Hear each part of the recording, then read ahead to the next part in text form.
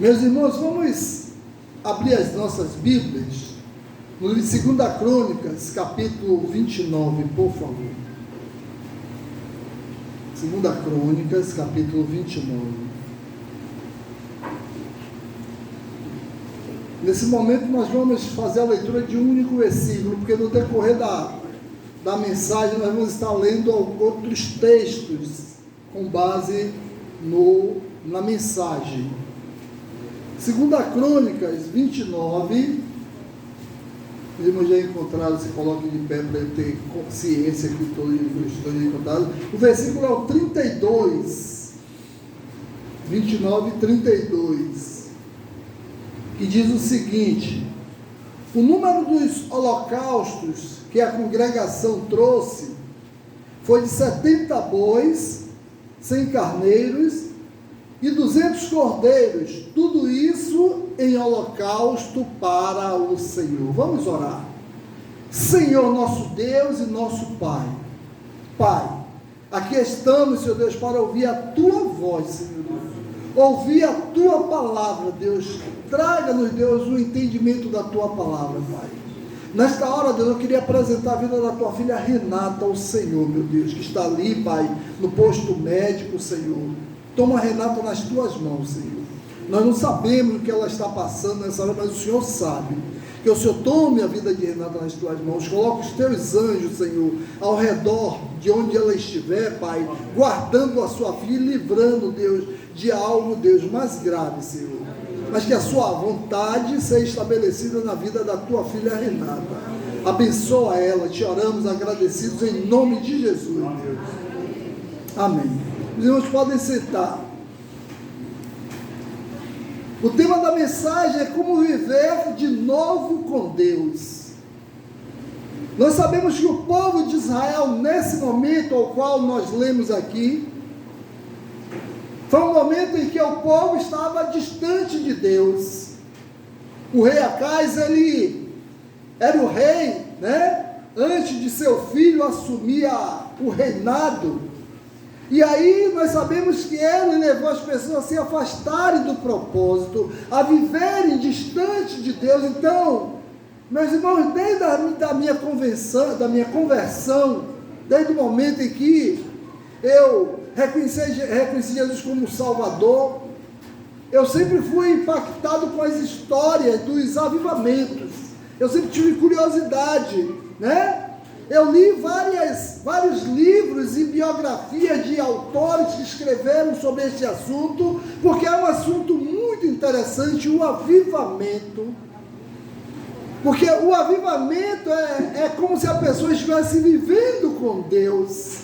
Avivar é uma pessoa que está viva, mas a verdade era que eu desejava de todo o coração experimentar tudo, né? Tudo quanto Deus, um Deus tremendo, tudo quanto um Deus maravilhoso queria me revelar através dos estudos, né?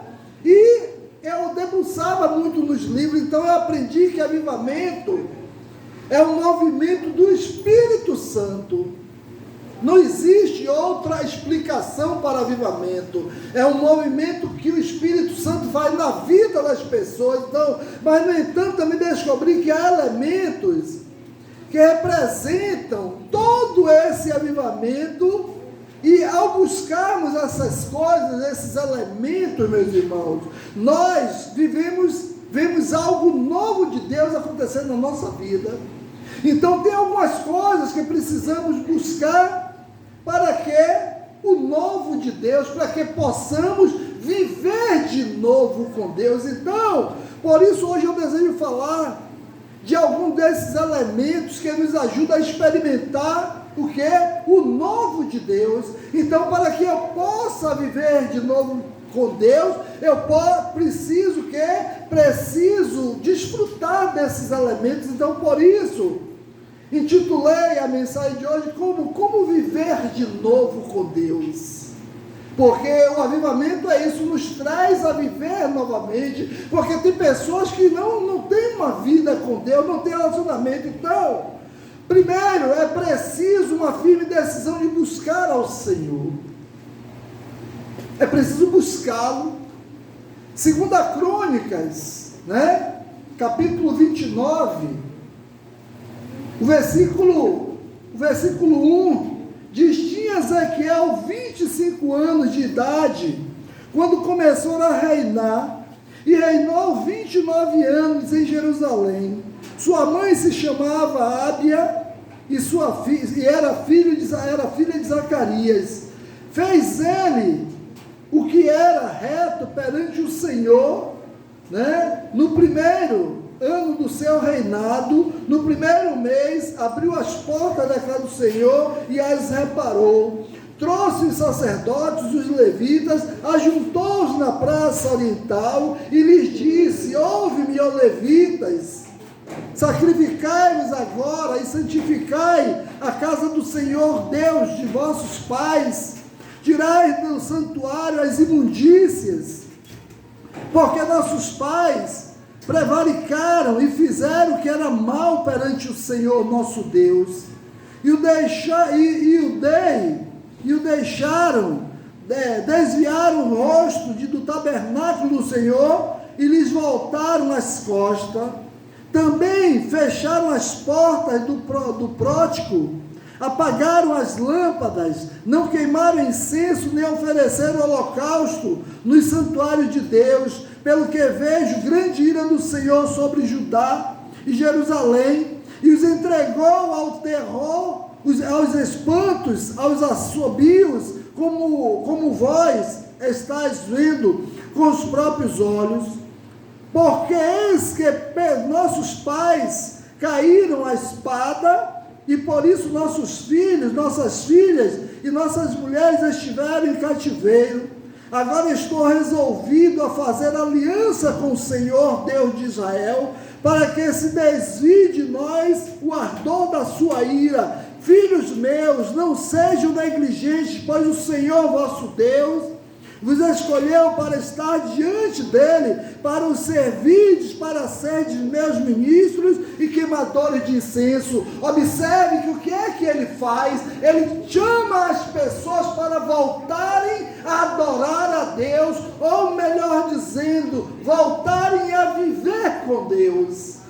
É preciso voltar. Então o avivamento que ocorreu nos tempos do rei Ezequias, queridos irmãos, nasceu primeiro no coração de um jovem rei de 25 anos de idade, que decidiu buscar o Senhor com toda a sua força, decidiu dedicar-se ao Senhor. Ele não aceitava mais Israel viver como vinha vivendo, Israel viver como seus pais viviam. Então a história não nos conta exatamente como aconteceu, como ocorreu com Ezequias, como ele chegou a esta decisão. A Bíblia não fala o porquê que ele chegou à decisão, mas até por isso podemos entender que nada de extraordinário aconteceu como manifestação do poder de Deus, queridos irmãos, há milagres e atos, não aconteceu. Então por isso nós não podemos tirar nenhuma conclusão por que Ezequias não queria mais. Mas uma coisa eu tenho consciência, ele não queria continuar da mesma forma,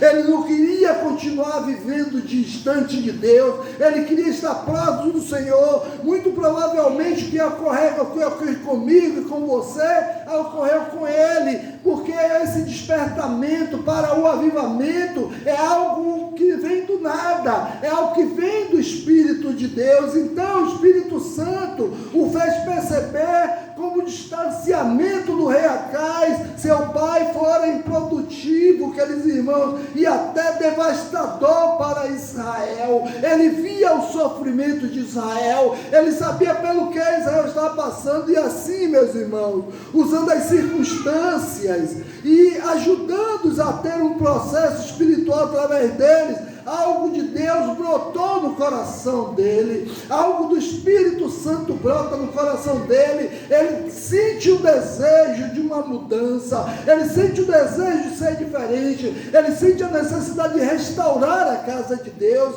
Então deixe-me dizer quais foram os fatos que levaram Ezequias a entender o fracasso do seu pai. O fracasso do seu pai, do reinado do seu pai, foi a da adoração a Baal. Baal era o senhor das terras, de Aserá, a deusa da fertilidade. Então ele adorava a Deus e a Aserá. Ele abandonou a sua adoração a Deus. Então, uma busca por poder, posse e prazer era o foco desse tipo de rei. A adoração, isso ele via em seu pai, a adoração a um Deus que não era o Deus de Israel. E hoje, meus irmãos, nós vemos isso nos dias de hoje. Nós vemos as pessoas adorando um Deus que não é o Deus de Israel, as pessoas adorando um Deus que não é Jesus, alguém que nada fez. Então, queridos irmãos, hoje nós vivemos isso. As pessoas estão vivendo distante do Deus que nos criou, estão fazendo adoração àquele que não tem poder. Então isso foi tão forte nesse rei, que ele, no rei Acais, que ele chegou ao ponto, meus irmãos, de queimar alguns de seus filhos neste lugar em oferenda a Moloque.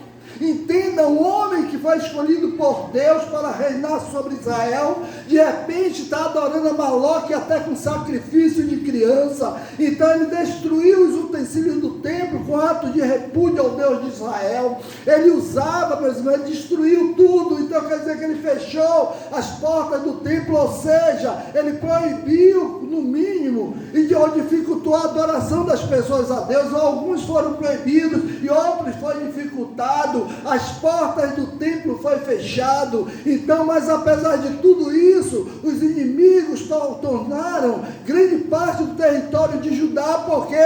Por causa do abandono do Senhor.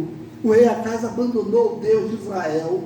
E hoje muitas pessoas têm abandonado o verdadeiro Deus. Ao ver tudo isso, ele tomou uma forte decisão. Eu preciso. Aí Ezequias, ele diz, eu preciso voltar ao Senhor. Ezequias disse que ele precisava voltar à adoração a Deus, porque ele entendia que o sucesso do seu reinado estava no seu relacionamento com o Deus que tudo pode. O sucesso do seu reinado estava na relação. Então eu não quero me conformar com o que recebi. Eu não aceito o que meu pai me ensinou. Eu não aceito o que eu vi meu pai fazer. Eu quero adorar o verdadeiro Deus.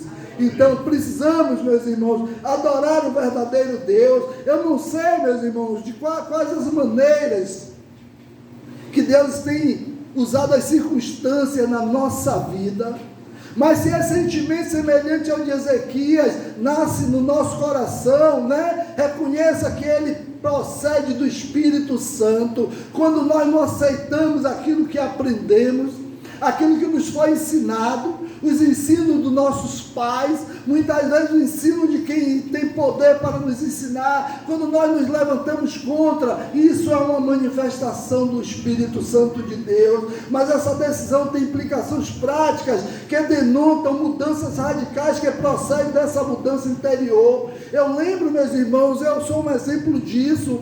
Eu fui ensinado, meus irmãos, foi aí para o terreiro. Eu fui ensinado, foi para ir para a casa de macumba lá, e foi lá que eu fui criado na minha infância. Quando criança, fui levado para lá pequenininho, mas chegou um momento aos 17 anos que algo novo aconteceu na minha vida, e Deus disse, não, seu caminho não é esse. E é assim como Deus fez com Ezequias, fez comigo, e fez com muitos de nós que aqui estamos. Deus nos resgata, Deus nos tira das trevas e nos traz para a sua maravilhosa luz. Então a santificação passa a ser uma meta, a ser perseguida. Então nós não temos mais tolerância para com o pecado, que é a destruição das pessoas.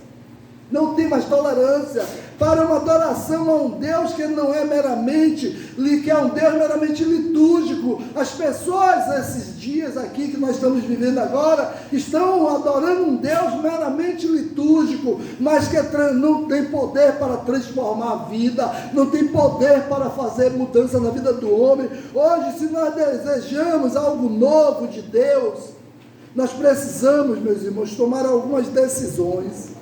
E que decisão é essa, pastor, que eu preciso tomar para viver novamente com Deus, eu preciso buscar ao Senhor de todo o meu coração.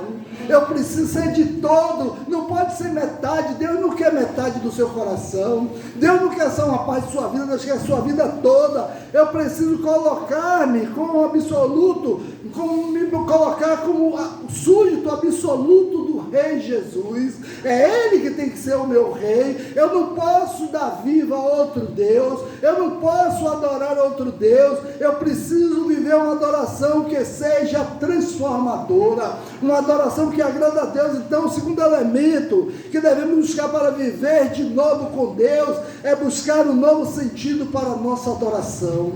Busque um novo sentido para a sua adoração. Eu queria que alguém lesse aí 2 Crônicas, deixe a Bíblia aberta, em 2 Crônicas, capítulo 29, por favor, versículo 19 ao 21, por favor. Quem primeiro achou, pode ler. 2 Crônicas 29, de 19 a 21. Talvez todos os objetos que têm ovelha atrás, o seu reinado, lançou fora, na sua travessão, já preparando e nos santificando, e eis que estão diante do altar do Senhor. Aqui 21. Então Ezequias se levantou de madrugada, ajuntou os maiorais da cidade, sufocaram do Senhor, e trouxeram 7 novilhos, 7 carneiros, 7 cordeiros, 7 bodes, para sacrifício expiatório pelo reino, pelo santuário, por Judas e Ezequias. Ezequias disse aos filhos de Arão e aos sacerdotes que eu lhes oferecesse sobre o altar do Senhor. Amém. Então observe, se eu quero viver de novo com Deus em minha vida, o lugar da adoração, o templo do Senhor precisa ter um novo sentido para mim.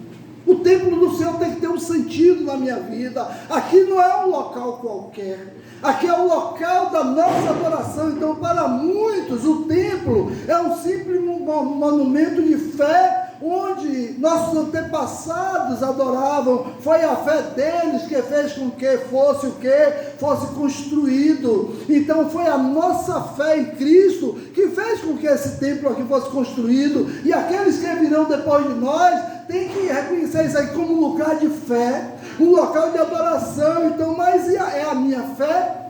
É a sua fé? Então, alguns vêm ao templo como quem visita um lugar qualquer. Alguns vão ao templo como quem visita um museu. Isso a gente vê muito na igreja católica, que é uma igreja que tem muitas esculturas de banhada a ouro. As pessoas vão lá como quem está indo em um mero museu, ou a um teatro, ou quem sabe apreciar a obra construída. E é isso que acontece, que a gente vê, entendeu? Mas quando viemos à casa de Deus, quando nós viemos neste lugar, nós viemos para ouvir o Deus poderoso falar.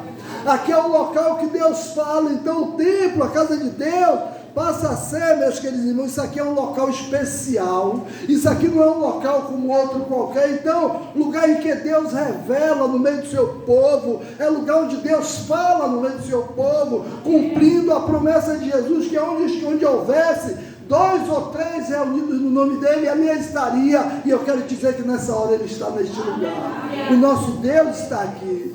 O nosso Deus está nesse lugar. Então, esse lugar passa a ter um sentido, se torna um lugar da nossa adoração. Aqui é o local onde nós nos derramamos diante do Senhor. Então, por isso, o primeiro a entrar no templo, lá nessa época aqui, foi o rei Ezequias, o homem com o coração avivado. Eu queria que alguém abrisse aí, lesse aí 29, de 25 a 30. Ele foi o primeiro a entrar. Ele entrou, ele deu exemplo. Pode ler, por favor. Depois, os levitas da casa do Senhor, com cimbolas, com aluares, com harpas, conforme mandado de Davi de Gade, o vidente do rei, do profeta Natã, porque este mandado veio do Senhor por mão dos seus profetas. Estavam, pois, os levitas em pé, com instrumentos de Davi, e os sacerdotes com trombetas. E deu ordens a Ezequias que oferecesse o holocausto sobre o altar. E ao tempo que começou o holocausto, começou também o canto do Senhor. com as trombetas e com os instrumentos de Davi, rei de Israel. E toda a congregação se prostrou quando cantaram o canto, e as suas trombetas tocavam, tudo isso até que o holocausto se acabava. E acabando de oferecer, o rei e todos quantos eles se acharam, se prostraram e adoraram. Ele leva, meus irmãos, as primeiras ofertas a favor de todo o povo. Observe que ele coloca os levitas, músicos, cantores e aqueles que cuidavam das coisas sagradas para, junto com os sacerdotes e todo o povo, adorarem ao Senhor. É momento de adorar. Então ele incentiva as pessoas a adorarem ao nosso Deus. Quantas pessoas têm perdido a bênção de redescobrir o sentido, né, do templo em suas vidas? Não olhe o templo como um local qualquer. O templo é local de adoração. E observe como ele valorizava o templo. Então, é muito bom, né, pela internet ter possibilidade, meus irmãos, de alcançar as pessoas em qualquer lugar. É bom pregar pela internet, como hoje eu estou aqui pregando e à tarde muitas pessoas vão receber, mas nada substitui o momento, né, de estarmos aqui na casa do Senhor, em adoração a Ele. Nada substitui estar presente nesse momento de adoração, porque o Senhor, Ele está neste lugar. Amém. E é uma oportunidade de estarmos juntos em adoração a Ele. Então, no templo, nós vivenciamos o mover do Espírito de Deus. É aqui que nós choramos, é aqui no tempo que nós nos derramamos. Então, eu não estou aqui por causa do lugar, eu estou aqui por causa do Senhor, deste lugar e do seu povo que habita nesse lugar. Eu estou aqui por causa de você.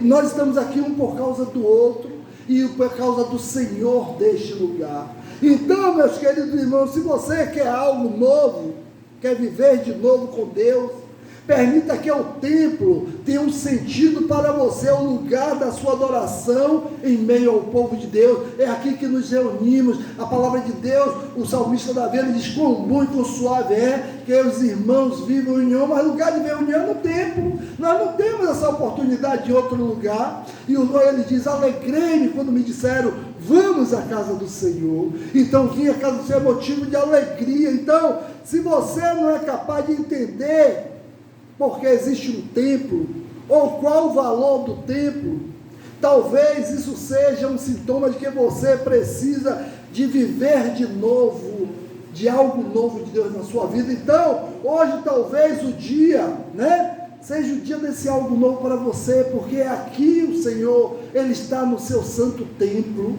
A palavra de Deus, o Senhor está no seu santo templo, Ele está neste lugar. Então, o terceiro elemento que devemos buscar para viver o novo de Deus, é preciso viver o quê? Uma liberdade espontânea. Queria que alguém lesse aí, o mesmo livro, né, de 2 Crônicas, os versículos 30 e 31 de 2 Crônicas. 29, 30 e 31. E acabando de oferecer o rei, e todos quantos eles se acharam, se prostraram e adoraram. Então o rei Ezequias e os maiorais disseram aos levitas, que louvaram ao Senhor com palavras de Davi e de Asaf e Fidente. E louvaram com alegria, e se inclinaram e adoraram.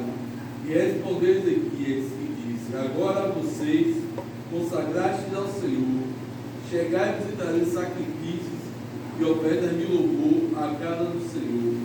E a congregação trouxe sacrifícios e ofertas de louvor, e todos que tinham essa vontade do coração trouxe holocausto. Observe que esse texto nos mostra que quando o Senhor, Ele está em primeiro lugar no nosso coração se transforma em quê? Em um monumento de fé, em um monumento de adoração. Então, na nossa própria experiência de adoração com Deus, o nosso coração tem uma experiência com Ele e vale, né, a adoração que é instaurada pelo Senhor no nosso coração, no coração do seu povo. Então, queridos irmãos, né, é isso que Ele nos mostra. Eu quero dizer que isso começa no coração do rei. Observe, começou no coração de Ezequias, então depois o que? Contagia o coração dos líderes e vai contagiando, depois passa por um privilégio de todo o povo experimentar isso de Deus. Queridos irmãos, eu quero dizer que esse movimento de liberdade é tão grande que é natural, né, que um montão de ofertas começou a ser colocado. Por quê? Porque as pessoas começaram a adorar a Deus, não só com sua vida, mas com seus bens, com tudo que tinha. Então talvez alguém ao passar falasse, né, como Judas, que Judas, o que é que ele achou? Ele achou desperdício o perfume derramado, né, por Betânia, aos pés de Jesus. Ele acha um absurdo. Então talvez aquelas pessoas que não adoravam a Deus, não conheciam a Deus, já achavam que desperdício, levando tanta coisa, mas o Senhor não vê como desperdício, pois eram o quê? Ofertas que pagavam o salário dos sacerdotes, dos levitas, que ministravam ao povo. O sustento dos levitas e sacerdotes vinha dali. Então, queridos irmãos, eu quero dizer que bem como proviam a instituição que os levitas levavam a todas as aldeias de Judá, então certamente órfãos, viúvas eram mantidos pelas ofertas da igreja. Então eu quero dizer nesta manhã, quando o nosso coração ele muda, quando o nosso coração ele é transformado, entendemos que precisamos oferecer ao Senhor o máximo de nós, precisamos dizimar, precisamos ofertar, contribuir generosamente para o sustento da causa de Deus, para que não falte mantimento na casa do Senhor, pois quando algo novo de Deus ocorre em nós, entendemos o sentido dos recursos que Deus tem colocado em nossas mãos, entendemos para quê, nós reconhecemos. Então hoje o Senhor nos convida a buscar de todo o coração, viver de novo com Deus.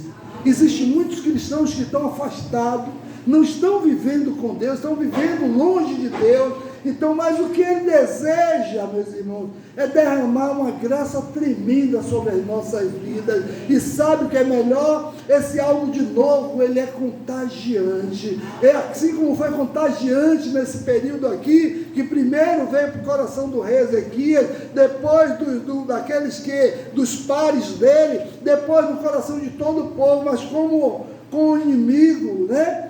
Com os inimigos, eles olhavam e viam como algo estranho, certamente, mas nós compreendemos o que é que Deus quer.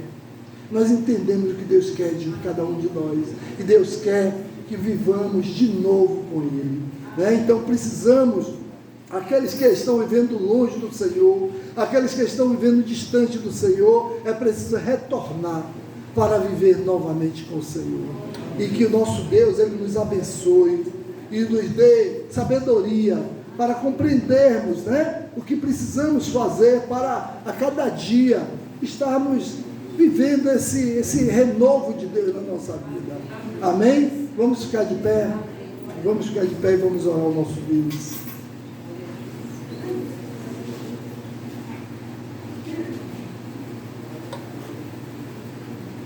Senhor nosso Deus e nosso Pai, nós te agradecemos, Senhor, pela oportunidade, Senhor Deus, de estar na Tua casa hoje, Pai. Estarmos aqui buscando a Tua face, Deus, reconhecendo o Senhor como o único Deus. O único que merece viva é o Senhor, porque o Senhor é aquele que morreu em nosso lugar.